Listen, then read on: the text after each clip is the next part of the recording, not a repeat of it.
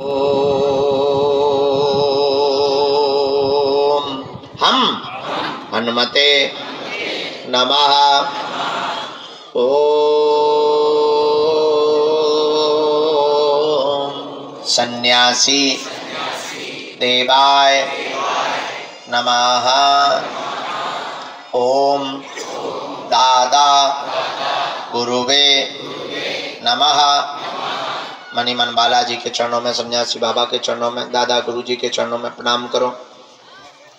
पूज्यपाद सन्यासी बाबा और बागेश्वर बालाजी का दिया हुआ यह ऐसा अचूक और अटूट उपाय है, जिन भक्तों के पर्चा नहीं बन पाते, मिलना नहीं हो पाता, बात नहीं हो पाती, सन्यासी बाबा ने वचन देकर कहा था वो अगर सामूहिक अर्जी लगाते हैं, लहसुन प्याज मांस मंदरा बंद कर देते हैं, महीने में एक बार, 2 महीने में एक बार,